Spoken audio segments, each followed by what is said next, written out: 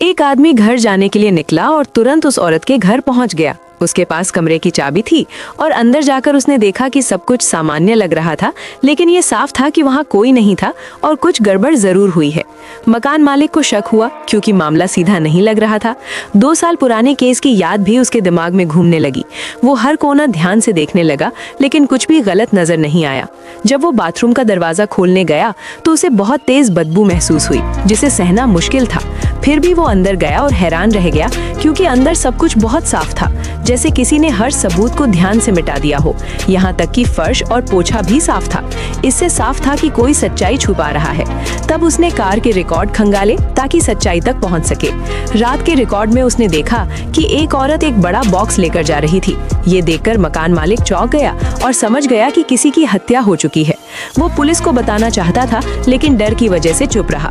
उसी समय उसकी बेटी वहां आ गई और उस औरत ने खुद को एक सामान्य किराएदार बताया। बेटी भी उसकी बातों में आ गई और उसे अच्छा इंसान समझने लगी, लेकिन असल में वो औरत बहुत खतरनाक थी। उसने चालाकी से सबको धोखा दिया और धीरे धीरे सच्चाई सामने आने लगी।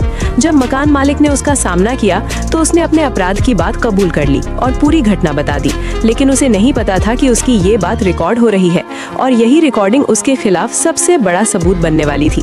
आखिर में वो आदमी सीधे मकान मालिक के कमरे में घुस गया और दरवाजा खोलते ही उसे धमकाने लगा।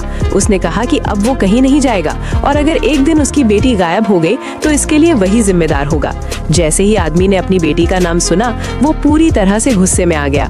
ये बात उसके दिल पर लग गई थी। वो कुछ बड़ा करने वाला था, लेकिन खुद को रोक लिया और वहाँ से निकल गया क्योंकि वो लगभग एक कातिल बन चुका था। लेकिन किसी तरह उसने खुद को संभाल लिया। लेकिन कहानी यहीं खत्म नहीं हुई। उस औरत ने पहले ही सब कुछ प्लान कर रखा था। वो कार में बैठकर फोन पर बात कर रही थी और किसी को बता रही थी कि उसने अभी एक आदमी को मार दिया है।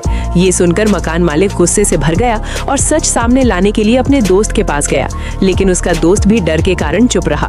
जब वो वहाँ पहुँचा तो उसने देखा कि एक औरत कार में बैठी है और कुछ गड़बड़ है। तभी दूसरा आदमी वहाँ से भाग गया। बाद में मकान मालिक के परिवार को भी शक होने लगा और उन्होंने सच्चाई जानने की कोशिश की, लेकिन वो औरत बहुत चालाक थी। उसने सबको धोखा दिया। जब उसे घर खाली करने के लिए कहा गया तो वो और ज्यादा खतरनाक हो गई। उसने हथियार उठा लिया और हमला करने के लिए तैयार हो गई। उधर आदमी लड़की को बचाने के लिए दौड़ा, लेकिन देर हो चुकी थी। घर पहुंचने पर उसे किचन में एक आदमी मिला और सब कुछ एक प्लान के तहत किया गया था। आखिर में जब लड़की को सच्चाई पता चली तो वो डर कर भागने लगी, लेकिन वो औरत चाकू लेकर उसके पीछे दौड़ पड़ी।